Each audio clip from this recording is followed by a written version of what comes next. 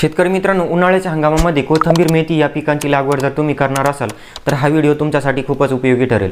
तर शेतकरी मित्रांनो, उन्हाळ्याच्या हंगामामध्ये जर कोथिंबीर लागवड करणार असाल तर त्यामध्ये ड्रिपचा वापर जर केला तर ड्रिपचा वापर केल्यानंतर त्यामध्ये ड्रिपचे जे काही 1-1 फुटावरती ओल आहे त्यामध्ये टोकन पद्धतीने जर कोथिंबीरची लागवड केली तर खूपच चांगल्या पद्धतीने कमी पाण्यामध्ये आपली कोथिंबीर येऊ शकते। त्याचबरोबर त्यामध्ये तण देखील अतिशय कमी प्रमाणामध्ये उगवते।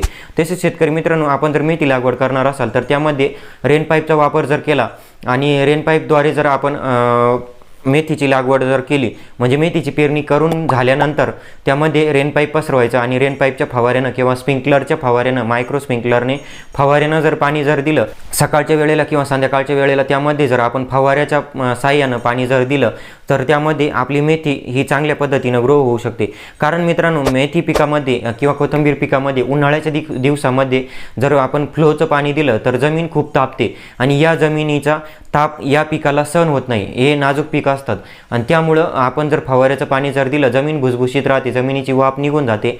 त्यामुळं या गोष्टींचा अवलंब केल्यास कोथिंबीर आणि मेथी पिकामध्ये आपल्याला चांगलं उत्पन्न मिळू शकतं।